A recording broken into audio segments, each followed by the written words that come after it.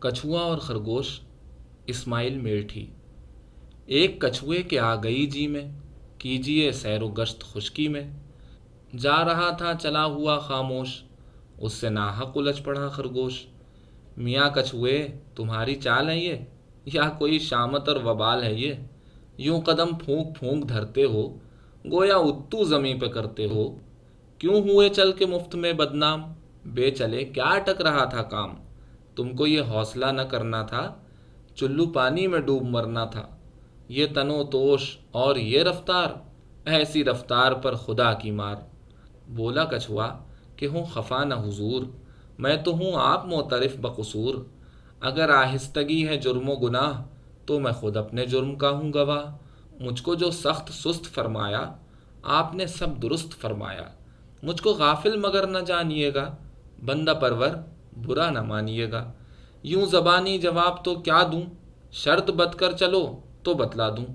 تم تو ہو آفتاب، میں ذرہ، پر مٹا دوں گا آپ کا غرہ۔ سن کے خرگوش نے یہ تلخ جواب، کہا کچھوے سے یوں زیروئے عتاب، تو کرے میری ہمسری کا خیال، تیری یہ تاب یہ سکت یہ مجال۔ چیونٹی کے جو پر نکل آئے، تو یقین ہے کہ اب اجل آئے۔ ارے بے باک بد زباں منہ پھٹ، تو نے دیکھی کہاں ہے دوڑ جھپٹ؟ جب میں تیزی سے جست کرتا ہوں، شہسواروں کو پست کرتا ہوں۔ گرد کو میری باد پا نہ سکے، لاکھ دوڑیں میرا پتہ نہ لگے۔ ریل ہوں برق ہوں چھلاوا ہوں، میں چھلاوے کا بلکہ باوا ہوں۔ تیری میری نبھے گی صحبت کیا، آسماں کو زمیں سے نسبت کیا؟ جس نے بھگتے ہوں ترکی و تازی، ایسے مریل سے کیا بدے بازی؟ بات کو اب زیادہ کیا دوں طول، خیر کرتا ہوں تیری شرط قبول۔ ہے مناسب کہ امتحاں ہو جائے، تاکہ عیب و ہنر عیاں ہو جائے۔ الغرض ایک مقام ٹھہرا کر، ہوئے دونوں حریف گرم سفر۔ بس کے زوروں پہ تھا چڑھا خرگوش، تیزی پھرتی سے یوں بڑھا خرگوش، جس طرح جائے توپ کا گولا، یا گرے آسمان سے اولا۔